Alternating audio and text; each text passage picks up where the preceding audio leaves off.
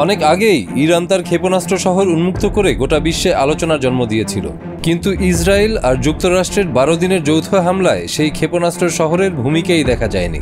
না ইসরায়েল ওই শহরে আক্রমণ করেছে, না ইরান তার বহুল আলোচিত ওই শহর থেকে কোনো ক্ষেপণাস্ত্র উৎক্ষেপণ করেছে।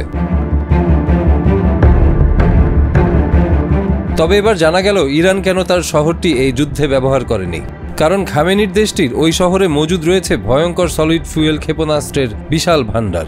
খোদ ওয়াশিংটন পোস্টই তাদের এক প্রতিবেদনে উল্লেখ করেছে এই ক্ষেপণাস্ত্র ভাণ্ডারের তথ্য। ইরানের হাতে এখনও রয়েছে বিপুল পরিমাণ সলিড ফুয়েল ক্ষেপণাস্ত্র, যে ক্ষেপণাস্ত্র শনাক্ত ও ধ্বংস করা প্রায় অসম্ভব বলেই স্বীকার করেছে ইসরায়েলি গোয়েন্দারাও। ইরানের এই বিপুল ক্ষেপণাস্ত্র ভাণ্ডার সম্পর্কে কোনো ধারণাই ছিল না ইসরায়েলিদের, এমন তথ্যই উঠে আসে ওয়াশিংটন পোস্টের ওই প্রতিবেদনে। ইসরায়েলি বাহিনী যখন মনে করেছিল ইরানে তাদের জন্য আর কোনো অপ্রত্যাশিত চমক নেই, তখনই সামনে এলো এই বিস্ময়কর তথ্য। ইরান গোপনে সংরক্ষণ করছে বিপুল পরিমাণ সলিড ফুয়েল ক্ষেপণাস্ত্র। ধারণা করা হচ্ছে এই ক্ষেপণাস্ত্রের প্রকোপ এতটাই ভয়ঙ্কর যে তা শনাক্ত করা ও ধ্বংস করা প্রথাগত প্রতিরক্ষা ব্যবস্থার পক্ষে প্রায় অসম্ভব। এই আধুনিক ও মোবাইল ক্ষেপণাস্ত্রগুলো ইরানি সামরিক ক্ষমতাকে নতুন উচ্চতায় নিয়ে গেছে এবং মধ্যপ্রাচ্যের সামরিক ভারসাম্যকে নড়িয়ে দিচ্ছে। বিষয়টি ইসরায়েলি গোয়েন্দা ও সামরিক বিশেষজ্ঞদের জন্য গভীর উদ্বেগের কারণ হয়ে দাঁড়িয়েছে, কারণ এগুলো যে কোনো মুহূর্তে আঞ্চলিক সংঘাতের পরিধি আশঙ্কাজনকভাবে বৃদ্ধি করতে সক্ষম। ইরানের অস্ত্রাগারে রয়েছে সেজ্জিল ক্ষেপণাস্ত্র, যা 2 ধাপে কাজ করা মিডিয়াম রেঞ্জের সলিড ফুয়েল মিসাইল এবং যার স্ট্রাইকিং রেঞ্জ প্রায় 2400 কিলোমিটার। এছাড়াও খাইবার শেকান নামক তৃতীয় প্রজন্মের সলিড ফুয়েল ক্ষেপণাস্ত্র আছে, যার রেঞ্জ 1450 কিলোমিটার এবং এটি উন্নত গাইডেন্স প্রযুক্তির মাধ্যমে শত্রুর প্রতিরক্ষা ব্যবস্থা একদম ফাঁকি দিতে পারে। এর পাশাপাশি কাশেমবাসীর ক্ষেপণাস্ত্রটির কার্যকর রেঞ্জ 1200 কিলোমিটার, অত্যন্ত নিখুঁত নিশানায় আঘাত হানার সক্ষমতা সম্পন্ন। ফাতেহ ও রাত সিরিজের স্বল্প ও মধ্যম রেঞ্জের সলিড ফুয়েল মিসাইলগুলোর সংযোজন ইরানের ক্ষেপণাস্ত্র শক্তিকে বহুমাত্রিক ও অপ্রত্যাশিত করেছে।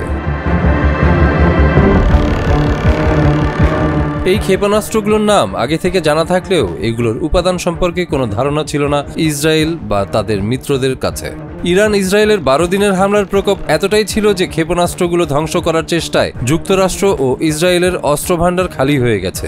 কিছু সূত্র বলছে যুদ্ধবিরতি যদি না হতো, ইরানের আরেকটি হামলাতেই শেষ হয়ে যেত ইসরায়েল ও যুক্তরাষ্ট্রের হাতে থাকা অবশিষ্ট 25% যুদ্ধ সরঞ্জামও।